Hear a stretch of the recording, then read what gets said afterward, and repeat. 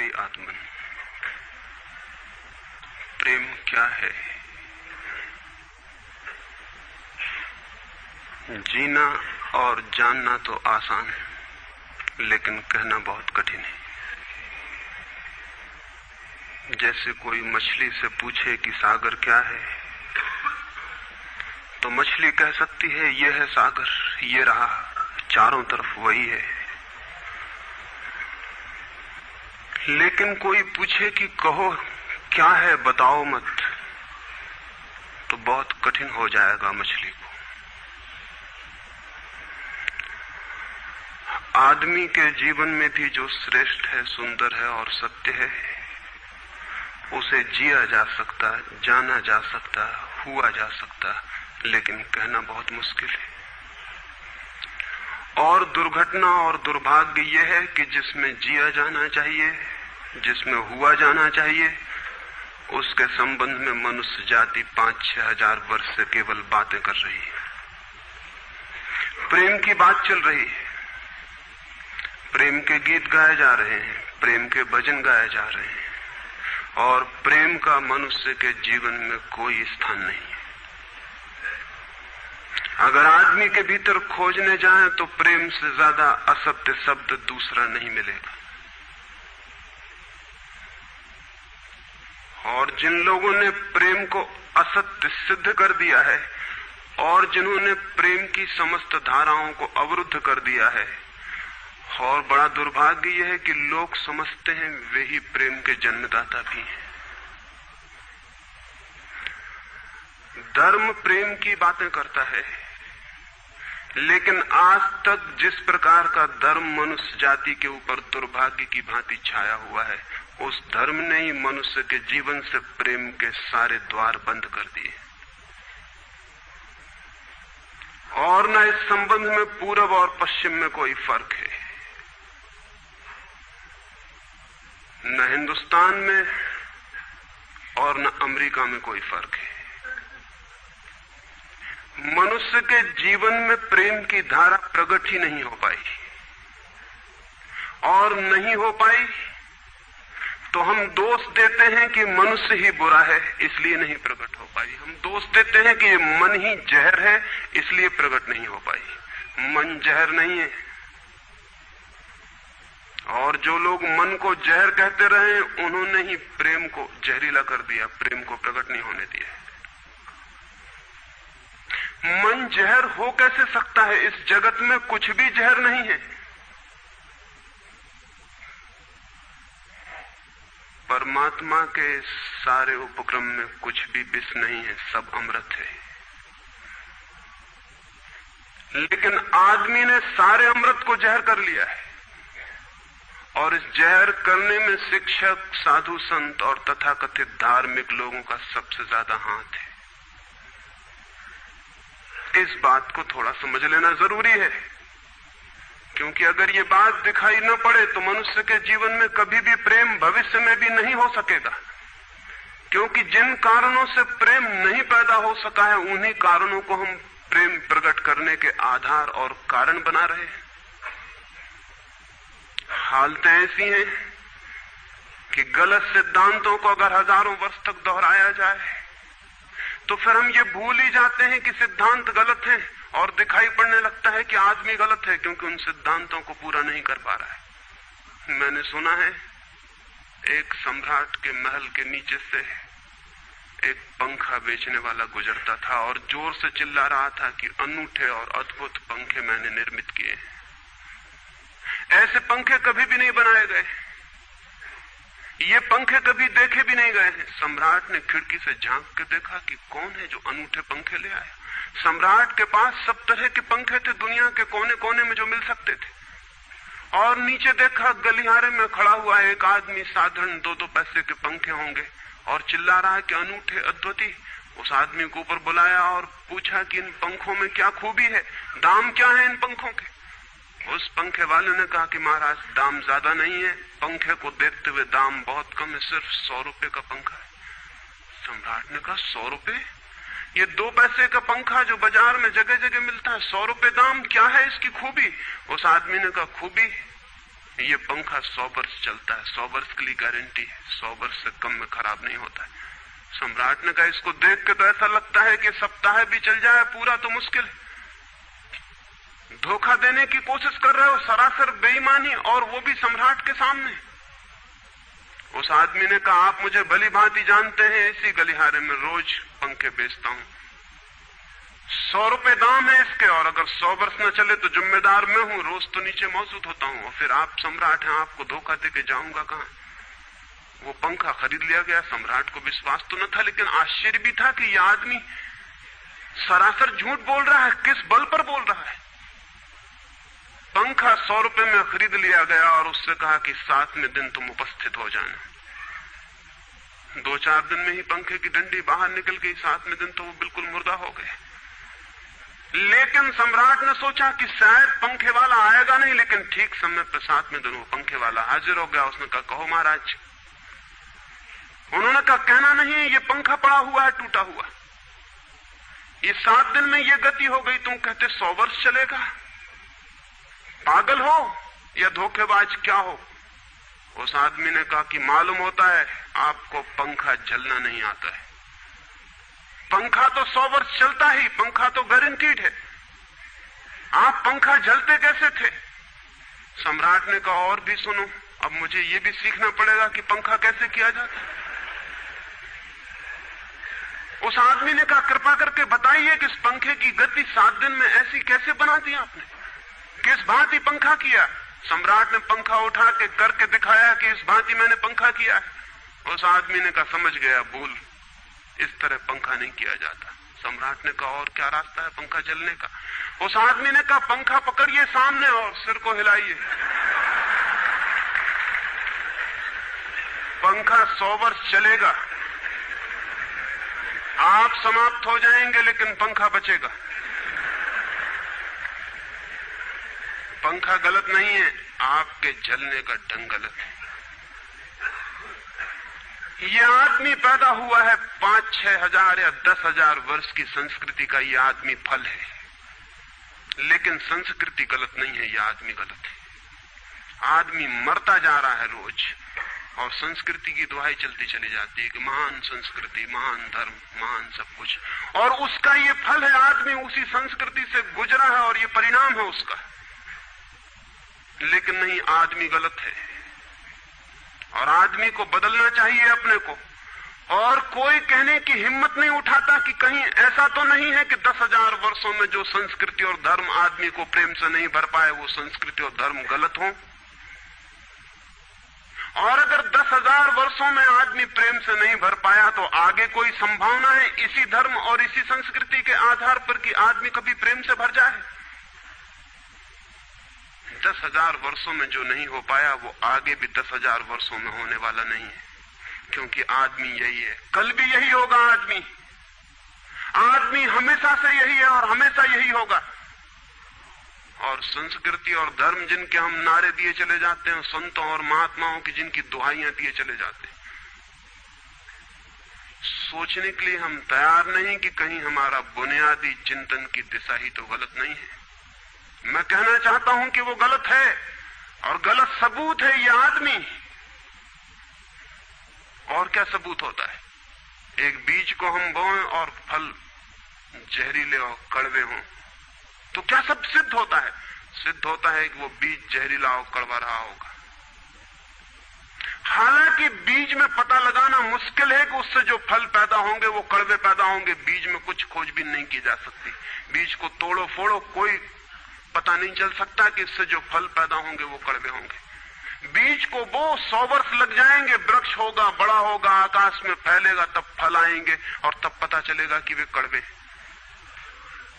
10,000 वर्ष में संस्कृति और धर्म के जो बीज बोए गए हैं, ये आदमी उसका फल है और ये कड़वा है और घृणा से भरा हुआ है। लेकिन उसी की दुहाई दिए चले जाते हैं हम और सोचते हैं उससे प्रेम हो जाएगा। मैं आपसे कहना चाहता हूं उससे प्रेम नहीं हो सकता है, क्योंकि प्रेम के पैदा होने की जो बुनियादी संभावना है, धर्मों ने उसकी ही हत्या कर दी है और उसमें ही जहर घोल दिया है। मनुष्य से भी ज्यादा प्रेम पशुओं और पक्षियों में और पौधों में दिखाई पड़ता है, जिनके पास न कोई संस्कृति है न कोई धर्म है। संस्कृत और सुसंस्कृत और सभ्य मनुष्यों की बजाय असभ्य और जंगल के आदमी में ज्यादा प्रेम दिखाई पड़ता है, जिसके पास न कोई विकसित धर्म है, न कोई सभ्यता है, न कोई संस्कृति है। जितना आदमी सभ्य, सुसंस्कृत और तथाकथित धर्मों के प्रभाव में मंदिरों और चर्चों में प्रार्थना करने लगता, उतना ही प्रेम से शून्य क्यों होता चला जाता? जरूर कुछ कारण है, और दो कारणों पर मैं विचार करना चाहता हूं। अगर वे ख्याल में आ जाएं तो प्रेम के अवरुद्ध स्रोत टूट सकते हैं और प्रेम की गंगा बह सकती है। वह हर आदमी के भीतर है, उसे कहीं से लाना नहीं है। प्रेम कोई ऐसी बात नहीं है कि कहीं खोजने जाना है उसे, वो है, वो प्राणों की प्यास है हर एक के भीतर, वो प्राणों की सुगंध है प्रत्येक के भीतर, लेकिन चारों तरफ से परकोटा है उसके और वो प्रकट नहीं हो पाती। सब तरफ पत्थर की दीवार है और वो झरने नहीं फूट पाते। तो प्रेम की खोज और प्रेम की साधना कोई पॉजिटिव, कोई विधायक खोज और साधना नहीं है कि हम जाएं और कहीं प्रेम सीख लें। एक मूर्तिकार एक पत्थर को तोड़ रहा था, कोई देखने गया था कि मूर्ति कैसे बनाई जाती है। उसने देखा कि मूर्ति तो बिल्कुल नहीं बनाई जा रही, सिर्फ छेनी और हथौड़े से पत्थर तोड़ा जा रहा है। तो उस आदमी ने पूछा कि आप क्या कर रहे हैं, मूर्ति नहीं बनाएंगे? मैं तो मूर्ति का बनना देखने आया हूं, आप तो सिर्फ पत्थर तोड़ रहे हैं। उस मूर्तिकार ने कहा कि मूर्ति तो पत्थर के भीतर छिपी है, उसे बनाने की जरूरत नहीं है, सिर्फ उसके ऊपर जो व्यर्थ पत्थर जुड़ा है उसे अलग कर देने की जरूरत है और मूर्ति प्रकट हो जाएगी। मूर्ति बनाई नहीं जाती, मूर्ति सिर्फ आविष्कृत होती है, डिस्कवर होती है, अनावृत होती है, उगाड़ी जाती है। मनुष्य के भीतर प्रेम छिपा है, सिर्फ उगाड़ने की बात है, उसे पैदा करने का सवाल नहीं है, अनावृत करने की बात है। कुछ है जो हमने ऊपर से ओढ़ा हुआ है, जो उसे प्रकट नहीं होने देता। एक चिकित्सक से जाके आप पूछें कि स्वास्थ्य क्या है, और दुनिया का कोई चिकित्सक नहीं बता सकता कि स्वास्थ्य क्या है। बड़े आश्चर्य की बात है, स्वास्थ्य पर ही तो सारा चिकित्सा शास्त्र खड़ा है, सारी मेडिकल साइंस खड़ी है, और कोई नहीं बता सकता कि स्वास्थ्य क्या है। लेकिन चिकित्सक से पूछें कि स्वास्थ्य क्या है, तो वो कहेगा बीमारियों के बाबत हम बता सकते हैं कि बीमारियां क्या हैं, उनके लक्षण हमें पता है, एक एक बीमारी का अलग अलग परिभाषा हमें पता है। स्वास्थ्य का हमें कोई भी पता नहीं है। इतना हम कह सकते हैं कि जब कोई बीमारी नहीं होती तो जो होता है वो स्वास्थ्य है। स्वास्थ्य तो मनुष्य के भीतर छिपा है, इसलिए मनुष्य की परिभाषा के बाहर है। बीमारी बाहर से आती है, इसलिए बाहर से परिभाषा की जा सकती है। स्वास्थ्य भीतर से आता है, उसकी कोई परिभाषा नहीं की जा सकती। इतना ही हम कह सकते हैं कि बीमारियों का अभाव स्वास्थ्य है। लेकिन ये स्वास्थ्य की कहां परिभाषा हुई? स्वास्थ्य के संबंध में तो हमने कुछ भी ना कहा कि बीमारियां नहीं है, तो बीमारियों के संबंध में कहा। सच ये है कि स्वास्थ्य पैदा नहीं करना होता, या तो छिप जाता है बीमारियों में, या बीमारियां हट जाती हैं तो प्रकट हो जाता है। स्वास्थ्य हम में है, स्वास्थ्य हमारा स्वभाव है, प्रेम हम में है, प्रेम हमारा स्वभाव है। इसलिए ये बात गलत है कि मनुष्य को समझाया जाए कि तुम प्रेम पैदा करो। सोचना यह है कि प्रेम पैदा क्यों नहीं हो पा रहा है, बाधा क्या है, अड़चन क्या है, कहां रुकावट डाल दी गई। अगर कोई भी रुकावट ना हो तो प्रेम प्रकट होगा ही, उसे सिखाने की और समझाने की कोई भी जरूरत नहीं है। अगर मनुष्य के ऊपर गलत संस्कृति और गलत संस्कार की धाराएं और बाधाएं न हो तो हर आदमी प्रेम को उपलब्ध होगा ही, ये अनिवार्यता है। प्रेम से कोई बच ही नहीं सकता, प्रेम स्वभाव है। गंगा बहती है हिमालय से, बहेगी गंगा, उसके प्राण है, उसके पास जल है, वो बहेगी और सागर को खोज ही लेगी। न किसी पुलिस वाले से पूछेगी, न किसी पुरोहित से पूछेगी कि सागर कहां है। देखा किसी गंगा को चौरस्ते पर खड़े होकर पूछते कि सागर कहां है? उसके प्राणों में है छिपी सागर की खोज और ऊर्जा है, तो पहाड़ तोड़ेगी, मैदान तोड़ेगी और पहुंच जाएगी सागर तक। सागर कितने ही दूर हो, कितना ही छिपा हो, खोज ही लेगी। और कोई रास्ता नहीं है, कोई गाइड बुक नहीं है कि जिससे पता लगा ले कि कहां से जाना है, लेकिन पहुंच जाती है। लेकिन बांध बांध दिए जाएं, चारों तरफ परकोटे उठा दिए जाएं, प्रकृति की बाधाओं को तोड़ के तो गंगा सागर तक पहुंच जाती है, लेकिन अगर आदमी की इंजीनियरिंग की बाधाएं खड़ी कर दी जाएं तो हो सकता है गंगा सागर तक न पहुंच पाए। ये भेद समझ लेना जरूरी है। प्रकृति की कोई भी बाधा असल में बाधा नहीं है, इसलिए गंगा सागर तक पहुंच जाती है, हिमालय को काट के पहुंच जाती है। लेकिन अगर आदमी इजाद करे, इंतजाम करे, तो गंगा को सागर तक नहीं भी पहुंचने दे सकता है। प्रकृति का तो एक सहयोग है, प्रकृति तो एक हार्मनी है। वहां जो बाधा भी दिखाई पड़ती है वो भी शायद शक्ति को जगाने के लिए चुनौती है। वहां जो विरोध भी दिखाई पड़ता है वो भी शायद भीतर प्राणों में जो छिपा है उसे प्रकट करने के लिए बुलावा है।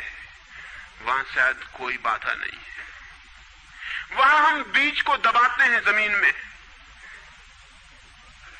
दिखाई पड़ता है कि जमीन की एक परत बीज के ऊपर पड़ी है, बाधा दे रही, लेकिन वो बाधा नहीं दे रही। अगर वो परत ना होगी तो बीज अंकुरित भी नहीं हो पाएगा। ऐसे दिखाई पड़ता है कि एक परत जमीन की बीज को नीचे दबा रही है, लेकिन वो परत दबा इसलिए रही है ताकि बीज दबे, गले और टूट जाए और अंकुर बन जाए। ऊपर से दिखाई पड़ता है वो जमीन बाधा दे रही, लेकिन वो जमीन मित्र है और सहयोग कर रही बीज को प्रकट करने में। प्रकृति तो एक हार्मनी है, एक संगीतपूर्ण लयबद्धता है, लेकिन आदमी ने जो जो निसर्ग के ऊपर इंजीनियरिंग की है, जो जो उसने अपने यांत्रिक धारणाओं को ठोंकने की और बिठाने की कोशिश की है, उससे गंगाएं रुक गई हैं, जगह जगह अवरुद्ध हो गई हैं। और फिर आदमी को दोष दिया जाता है। किसी बीज को दोष देने की जरूरत नहीं है। अगर वो पौधा न बन पाए तो हम कहेंगे कि जमीन नहीं मिली होगी, ठीक, पानी नहीं मिला होगा, ठीक, सूरज की रोशनी नहीं मिली होगी, ठीक, लेकिन आदमी के जीवन में खिल न पाए फूल प्रेम का तो हम कहते हैं तुम हो जिम्मेवार। और कोई नहीं कहता कि भूमि ना मिली होगी, ठीक, पानी ना मिला होगा, ठीक, सूरज की रोशनी ना मिली होगी, ठीक, इसलिए यह आदमी का पौधा अवरुद्ध रह गया, विकसित नहीं हो पाया, फूल तक नहीं पहुंच पाया। मैं आपसे कहना चाहता हूं कि बुनियादी बाधाएं आदमी ने खड़ी की हैं। प्रेम की गंगा तो बह सकती है और परमात्मा के सागर तक पहुंच सकती है। आदमी बना उसलिए है कि वो बहे और प्रेम बहे और परमात्मा तक पहुंच जाए, लेकिन हमने कौन सी बाधाएं खड़ी कर दी? पहली बात, आज तक मनुष्य की सारी संस्कृतियों ने सेक्स का, काम का, वासना का विरोध किया है। इस विरोध ने मनुष्य के भीतर प्रेम के जन्म की संभावना तोड़ दी, नष्ट कर दी। इस निषेध ने, क्योंकि सच्चाई यह है कि प्रेम की सारी यात्रा का प्राथमिक बिंदु काम है, सेक्स है। प्रेम की यात्रा का जन्म गंगोत्री, जहां से गंगा पैदा होगी प्रेम की, वो सेक्स है, वो काम है। और उसके सब दुश्मन है, सारी संस्कृतियां और सारे धर्म और सारे गुरु और सारे महात्मा। तो गंगोत्री पर ही चोट कर दी, वहीं रोक दिया। पाप है काम, अधम है काम, जहर है काम। और हमने सोचा भी नहीं कि काम की ऊर्जा ही, सेक्स एनर्जी ही अंततः प्रेम में परिवर्तित होती और रूपांतरित होती। प्रेम का जो विकास है वो काम की शक्ति का ही ट्रांसफॉर्मेशन है, वो उसी का रूपांतरण है। एक कोयला पड़ा हो और आपको ख्याल भी नहीं आएगा कि कोयला ही रूपांतरित होकर हीरा बन जाता है। हीरे और कोयले में बुनियादी रूप से कोई भी फर्क नहीं है। हीरे में भी वही तत्व हैं जो कोयले में है, और कोयला हजारों वर्ष की प्रक्रिया से गुजर के हीरा बन जाता है। लेकिन कोयले की कोई कीमत नहीं है। उसे कोई घर में रखता भी है तो ऐसी जगह जहां दिखाई न पड़े, और हीरे को लोग छातियों पर लटका के घूमते हैं कि वो दिखाई पड़े। और हीरा और कोयला एक ही है, लेकिन कोई दिखाई नहीं पड़ता कि इन दोनों के बीच अंतर संबंध है, एक यात्रा है। कोयले की शक्ति ही हीरा बनती है, और अगर आप कोयले के दुश्मन हो गए, जो कि हो जाना बिल्कुल आसान है क्योंकि कोयले में कुछ भी नहीं दिखाई पड़ता, तो हीरे के पैदा होने की संभावना भी समाप्त हो गई, क्योंकि कोयला ही हीरा बन सकता था। सेक्स की शक्ति ही, काम की शक्ति ही प्रेम बनती है, लेकिन उसके विरोध में सारे दुश्मन हैं उसके। अच्छे आदमी उसके दुश्मन हैं,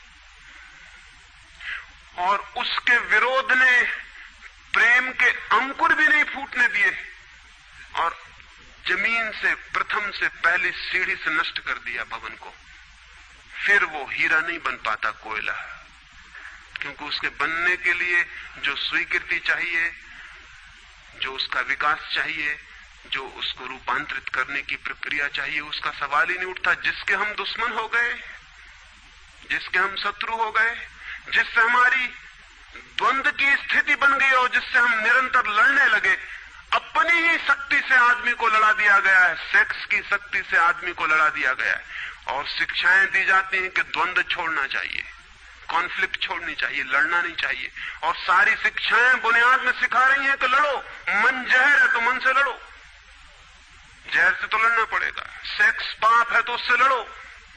और ऊपर से कहा जा रहा है कि द्वंद्व छोड़ो। जिन शिक्षाओं के आधार पर मनुष्य द्वंद्व से भर रहा है, वही शिक्षाएं दूसरी तरफ कह रही कि द्वंद्व छोड़ो।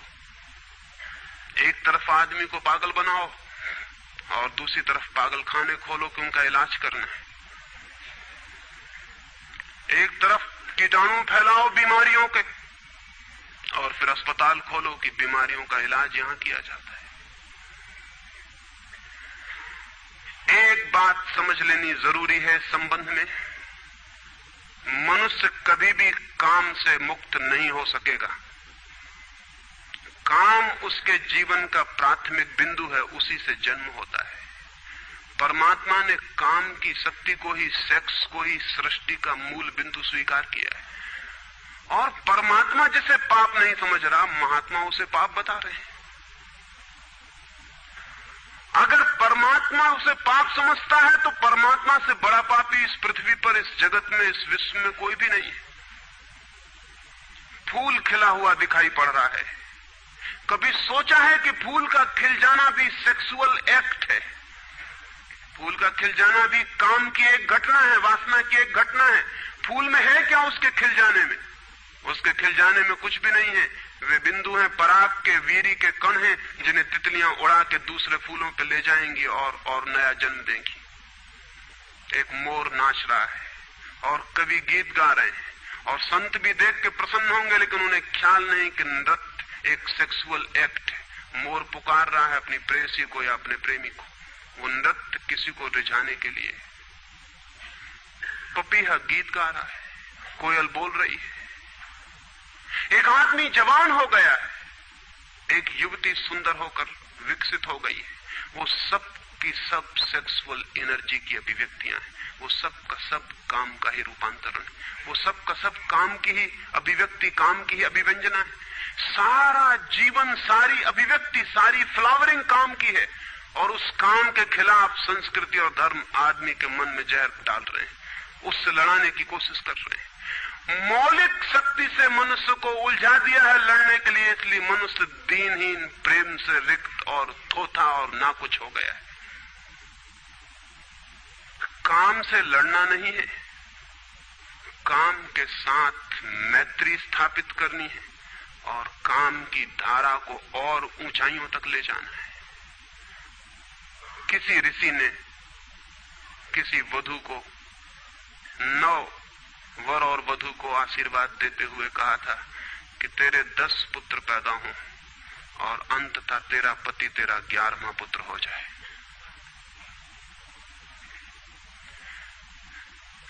वासना रूपांतरित हो तो पत्नी मां बन सकती है, वासना रूपांतरित हो तो काम प्रेम बन सकता है, लेकिन काम ही प्रेम बनता है। काम की ऊर्जा ही प्रेम की ऊर्जा में विकसित होती है, फलित होती है। लेकिन हमने मनुष्य को भर दिया है काम के विरोध में। इसका परिणाम यह हुआ कि प्रेम तो पैदा नहीं हो सका, क्योंकि वो तो आगे का विकास था, काम की स्वीकृति से आता। प्रेम तो विकसित नहीं हुआ और काम के विरोध में खड़े होने के कारण मनुष्य का चित्त ज्यादा से ज्यादा कामुक और सेक्सुअल होता चला गया। हमारे सारे गीत, हमारी सारी कविताएं, हमारे चित्र, हमारी पेंटिंग्स, हमारे मंदिर, हमारी मूर्तियां सब घूम फिर के सेक्स के आसपास केंद्रित हो गई। हमारा मन ही सेक्स के आसपास केंद्रित हो गया। इस जगत में कोई भी पशु मनुष्य की भांति सेक्सुअल नहीं है। मनुष्य 24 घंटे सेक्सुअल हो गया। उठते बैठते सोते जागते सेक्स ही सब कुछ हो गया।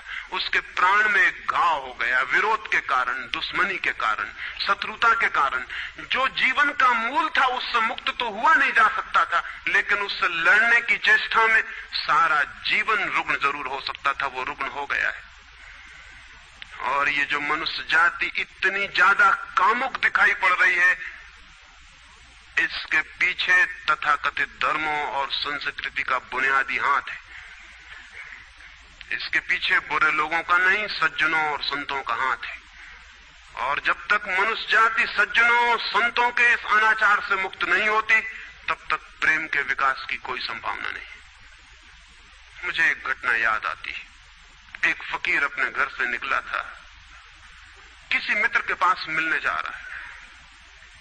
निकला है कि घोड़े पर उसका चढ़ा हुआ एक बचपन का दोस्त घर आके सामने खड़ा हो गया। उसने कहा कि दोस्त तुम घर पे रुको, वर्षों से प्रतीक्षा करता था कि तुम आओगे तो बैठेंगे और बात करेंगे, और दुर्भाग्य कि मुझे किसी मित्र से मिलने जाना है, मैं वचन दे चुका हूं तो मैं वहां जाऊंगा, घंटे भर में जल्दी से जल्दी लौट आऊंगा, तब तक तुम विश्राम करो। उसके मित्र ने कहा कि मुझे तो चैन नहीं है, अच्छा होगा कि मैं तुम्हारे साथ ही चला चलूं। लेकिन उसने कहा कि मेरे कपड़े सब गंदे हो गए धूल से रास्ते की, अगर तुम्हारे पास कुछ अच्छा कपड़ा हो तो मुझे दे दो, तो मैं डाल लूं और साथ हो जाऊं। निश्चित था उस फकीर के पास किसी सम्राट ने उसे एक बहुमूल्य कोट, एक पगड़ी और धोती भेंट की थी। उसने संभाल कर रखी थी, कभी जरूरत पड़ेगी तो पहनूंगा। वो जरूरत नहीं आई थी, निकाल के ले आया। खुशी में मित्र ने जब पहन ली तब उसे थोड़ी ईर्ष्या पैदा हुई। मित्र ने पहन के तो मित्र सम्राट मालूम होने लगा। बहुमूल्य कोट था, पगड़ी थी, धोती थी, शानदार जूते थे, और उसके सामने वो फकीर बिल्कुल ही नौकर चाकर दीनहीन दिखाई पड़ने लगा। उसने सोचा है तो बड़ा मुश्किल हुआ है, तो बड़ा गलत हुआ। जिनके घर में ले जाऊंगा ध्यान इस पर जाएगा, मुझ पर किसी का भी ध्यान जाएगा नहीं। अपने ही कपड़े, और आज अपने ही कपड़ों के कारण मैं दीनहीन हो जाऊंगा। लेकिन बार बार मन को समझाया कि मैं फकीर हूं, आत्मा परमात्मा की बात करने वाला, क्या रखा है कोट में पगड़ी में, छोड़ो, पहने रहने तो कितना फर्क पड़ता है। लेकिन जितना समझाने की कोशिश की कि कोट पगड़ी में क्या रखा है, कोट पगड़ी ही उसके मन में घूमने लगी। मित्र दूसरी बात करने लगा, लेकिन वो भीतर तो, ऊपर तो कुछ और दूसरी बातें कर रहा है, लेकिन वहां उसका मन